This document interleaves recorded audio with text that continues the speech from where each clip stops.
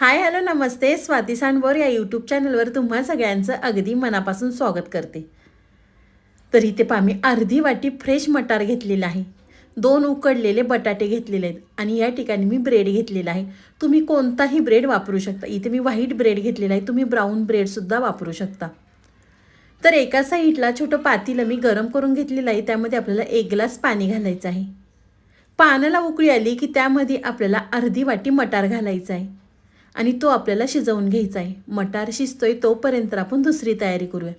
इथे मी मिक्सरचं भांडं घेतलेलं आहे. मिक्सरच्या भांड्यामध्ये आपल्याला 2 ते 3 हिरव्या मिरच्या, या ठिकाणी मी कमी तिखटाच्या मिरच्या वापरलेल्या आहेत. मिरच्या तुम्ही तुमच्या आवडीनुसार कमी अधिक करू शकता.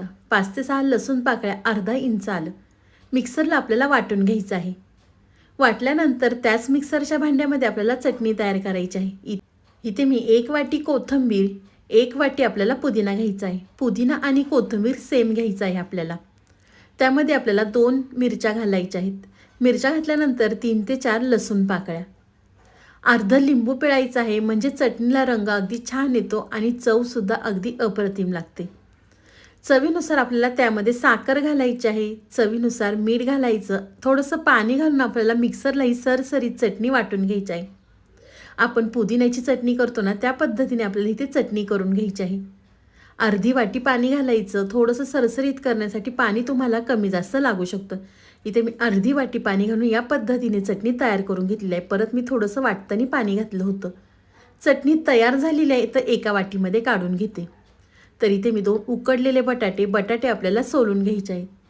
तोपर्यंत तुम्ही माझा व्हिडिओ इथपर्यंत पाहिलाच आहे. व्हिडिओ थोडा तरी आवडला असेल ना, तर व्हिडिओला 1 लाईक नक्कीच करा. साईडचं बेल आयकॉनसुद्धा प्रेस करा, म्हणजे तुम्हाला माझे नवीन व्हिडिओ पाहायला मिळतील. इथे मी दोन्हीसुद्धा बटाटे सोलून घेते. तुम्ही मुलांच्या टिफिनसाठी, मुलांना नाश्त्यासाठी अगदी झटपट बनवू शकता. दोन्हीसुद्धा बटाटे सोलल्यानंतर आपल्याला हाताने मॅश करून घ्यायचे आहेत. खूप जास्त बारीक मॅश करायचे नाही आहे. इथे मी हातानेच बटाटा हा फोडून घेतलेला आहे. दोन्हीसुद्धा बटाटे या ठिकाणी मी मॅश करून घेतलेले आहे. बटाटे मॅश केल्यानंतर आपण मटार शिजवून घेतला होता, तो आपल्याला बटाट्यावरती घालायचा आहे. वाटलेला मिरचीचा ठेचा, अर्धा चमचा यामध्ये आपल्याला हळद घालायची आहे. चवीनुसार मीठ घालायचं आणि छान हे आपल्याला एकजीव करून घ्यायचं आहे. तुम्हाला मिरचीचा ठेचा तेलामध्ये थोडासा परतून घ्यायचा असेल ना, तरी काही हरकत नाही, तुम्ही घेऊ शकता. पण या ठिकाणी मी कमी तिखटाच्या मिरच्या वापरलेल्या आहेत, त्यामुळे या ठिकाणी मी तसाच ठेचा वापरलेला आहे. तुम्ही मुलांना एकदा ही रेसिपी करून खाऊ घातली ना, तुमच्याकडे मटारचं सीझन चालू आहे ना, तोपर्यंत मुलं रोजच करून मागतील. एवढी मस्त चवीची ही रेसिपी होते. तुम्ही मुलांच्या टिफिनमध्ये किंवा नाश्त्यासाठी किंवा छोट्या मोठ्या भुकेसाठी अगदी झटपट करू शकता. तुम्ही या ठिकाणी पाहू शकता, मी चमच्याने छान हे व्यवस्थित मिक्स करून घेतलेलं आहे. इथे मी मटार वापरलेला आहे. तुम्ही या ठिकाणी गाजर किंवा कोबी, तुम्हाला कोणती भाजी आवडेल ना, ती भाजी तुम्ही यामध्ये वापरू शकता. व्यवस्थित मिक्स केलं की त्यामध्ये आपल्याला वाटी भरून कोथिंबीर घालायची आणि परत आपल्याला छान एकजीव करून घ्यायचा आहे. तर मस्त आपला चटपटीत बटाट्याचा मसाला तयार झालेला आहे. तर इथे मी ब्रेड घेतलेले आहे. आपल्याला 2 ब्रेड घ्यायचे आहेत. इथे ब्रेड घेतल्यानंतर आपण जी पुदिन्याची चटणी तयार केली होती, ती आपल्याला सगळीकडे ब्रेडला व्यवस्थित लावून घ्यायची आहे. चटणी आपण पातळ केलेली आहे, त्यामुळे व्यवस्थित मिक्स करायच्या आधी त्यानंतर आपल्याला ब्रेडला लावून घ्यायची आहे.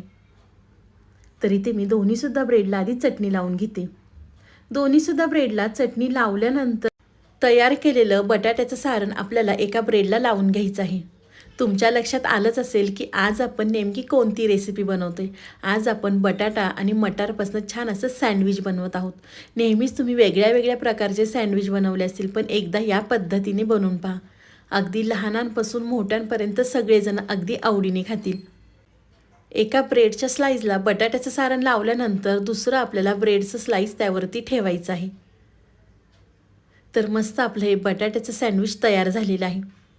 तुम्हाला वाटेल इथं सँडविच तयार झालं का काय, पण असं अजिबात नाही आहे. पुढे व्हिडिओ पाहत राहा, तुमच्या लक्षात येईल नेमकं आपण काय केलेलं आहे. तर अशाच पद्धतीने इथे मी दुसरंसुद्धा सँडविच तुम्हाला करून दाखवते. आपण ही पुदिन्याची चटणी लावलेली आहे ना, त्यामुळे सँडविच खायला अगदी छान लागतं.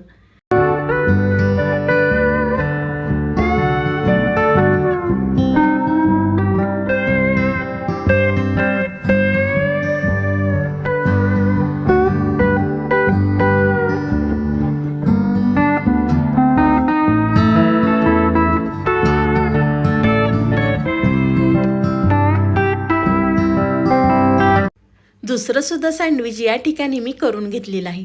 एका साईडला पॅन गरम करून घेतलेला आहे, त्यावरती आपल्याला तेल घालायचं आहे. तुम्ही तेल, बटर किंवा तूपसुद्धा वापरू शकता. तेल घातलं की आपल्याला पॅनला व्यवस्थित सगळीकडे पसरून घ्यायचं आहे आणि तयार केलेले सँडविच आपल्याला पॅनवरती ठेवायचे आहेत. तुम्ही कधी तेलावर सँडविच भाजून पाहिलं आहे का? अर्थात नसेल पाहिले ना तर एकदा नक्कीच भाजून पहा. तेलावर सँडविच भाजलं ना की अगदी छान खरपूस भाजलं जातं. आपण बटर किंवा तूप वापरलं ना की त्याचा लगेच धूर होतो आणि छान असं खरपूस लवकर भाजलं जात नाही. पण तेलावर भाजलं की अगदी छान व्यवस्थित भाजलं जातं. पॅनवर सँडविच ठेवल्यानंतर बारीक गॅसवर आपल्याला एक साईड भाजून घ्यायची आहे. इथे मी एक साईड भाजल्यानंतर दुसऱ्या साईडने सुद्धा छान खरपूस भाजून घेतलेलं आहे. तुम्ही पाहू शकता छान क्रिस्पी आपलं हे सँडविच तयार झालेलं आहे. दिसायला सुद्धा किती छान दिसतंय. तर अशाच पद्धतीने दोन्हीसुद्धा सँडविच भाजल्यानंतर एका साईडला काढून घेते. तर इथे मी दुसरंसुद्धा सँडविच करून घेतलेलं आहे. छान हे सुद्धा सँडविच मी खरपूस दोन्ही साईडनी मस्त असं भाजून घेते. तर दुसरंसुद्धा सँडविच मी भाजून घेतलेलं आहे. तर एका साईडला काढल्यानंतर मी तुम्हाला कट करून दाखवते. छान क्रिस्पी आपले बटाटा मटार सँडविच तयार झालेलं आहे. खायला म्हणताना तर खरंच अगदी अप्रतिम लागतं. नको नको म्हणणारे ते सुद्धा अगदी 3 ते 4 खाऊन मोकळे होऊन त्यांना समजणार सुद्धा नाही. बघा आतमधलं सारण किती छान दिसतंय. तर अशाच पद्धतीने इथे मी सँडविच कट करून घेते.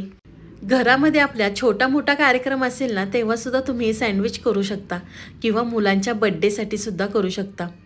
तर सगळे इथे मी सँडविच कट करून घेतलेले आहेत. तर त्यावरती आपल्याला भरपूर चीज घालायचं आहे म्हणजे मुलं अजून आवडीने खातील. तर इथे मी छोट्या किसणीने चीज किसून घेते. तुम्ही टोमॅटो केचप संग किंवा मेयोनीज संग सुद्धा हे सँडविच खाऊ शकता किंवा तसंसुद्धा अगदी खायला छान लागतं. तुम्हाला ही माझी आजची रेसिपी कशी वाटली ती मला नक्की कमेंट करून कळवा. व्हिडिओ आवडला तर व्हिडिओला लाईक कमेंट सबस्क्राईब करायला विसरू नका. तुम्हाला माझा व्हिडिओ खूपच मनापासून आवडला असेल ना तर व्हिडिओला जास्तीत जास्त शेअर करा. तर चला पुन्हा भेटूया. बाय.